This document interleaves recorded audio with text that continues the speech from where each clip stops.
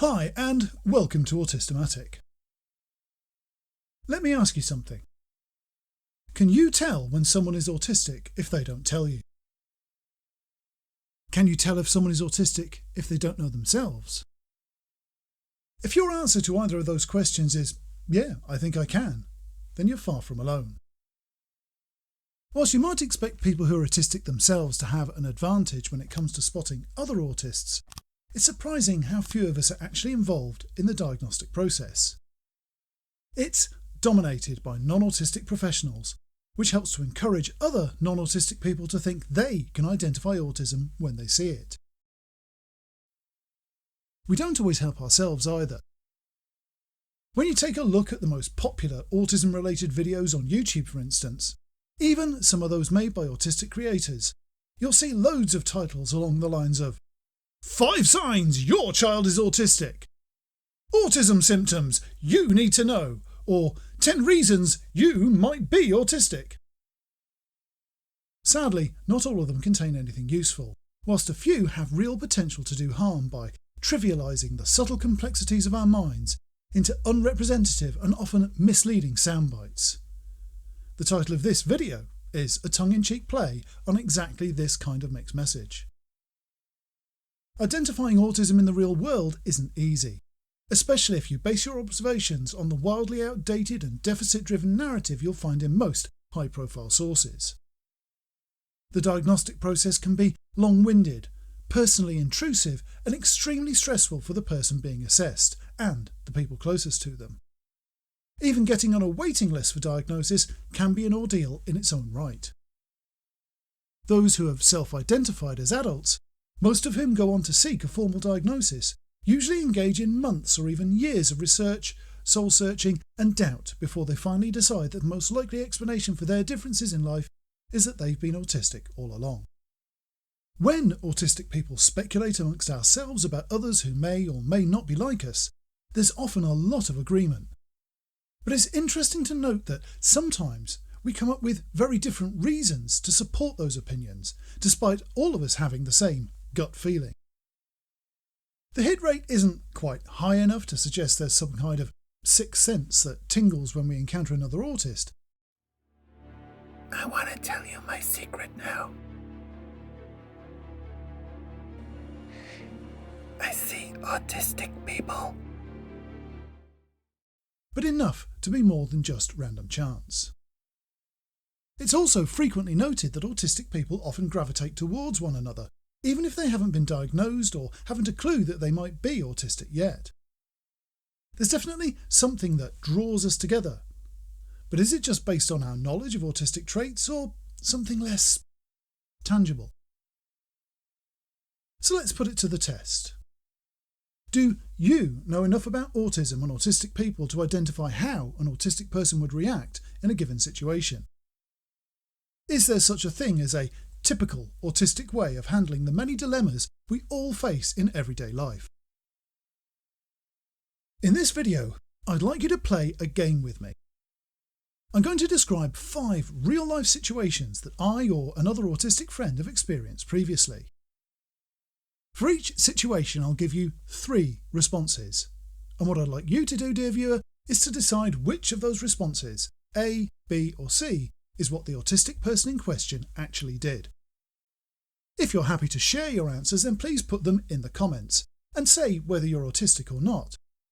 Or if you prefer, share them on Twitter with the hashtag 5autisticquestions, which I'll be monitoring. Next week, I'll tell you what each of the autistic people actually did and their thinking behind those decisions. There's no trick or loaded questions, so please just answer honestly what you would imagine an autistic person would do in each situation. So, let's get started. Question 1. Les has been called up for jury service. They've been selected to sit on a case of insurance fraud.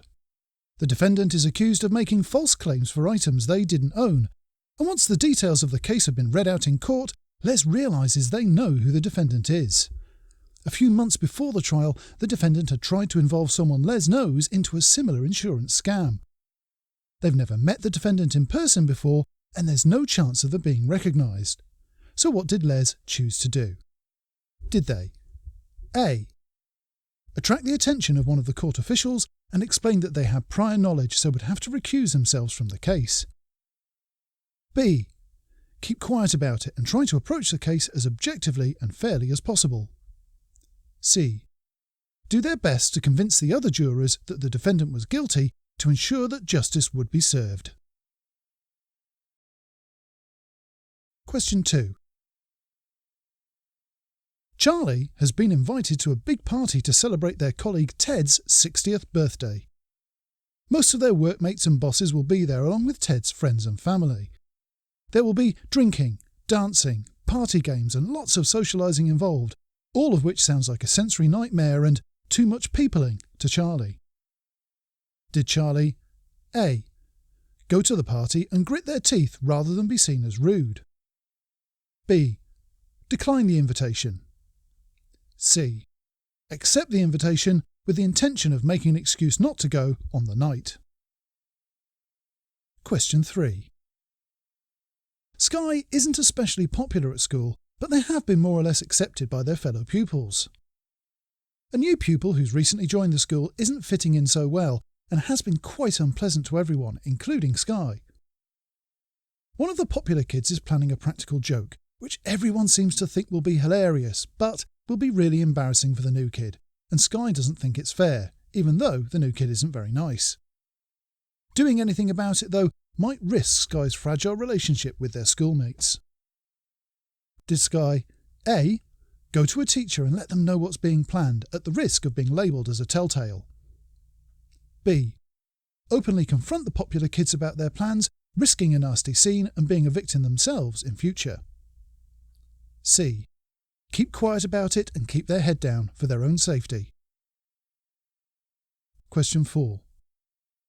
Sam didn't find it easy, but after many years of struggle within the education system, they qualified in a very specialised field. After more than a year of searching and against stiff competition, they finally get a job in their chosen field with a famous and respected company. After a couple of months, they realise the company is not what they seem, as they discover more and more evidence of unethical and sometimes dangerous activities carried out behind closed doors. Did Sam A. do nothing? They worked hard for this job, and challenging the issue may get them fired, making it difficult to get another job in the field. B. anonymously expose what they know online, blowing the whistle in the hope that the company can be stopped while still keeping their job. C. resign from their position because they cannot bear being associated with lies or harm to others. Question 5. Alexis has a favourite t-shirt which they've had for 12 years. It's soft, baggy and more comfortable than any of their other clothes. But one day, at the beginning of the COVID lockdown, they realise it's wearing very thin and is likely to tear the next time they wear it.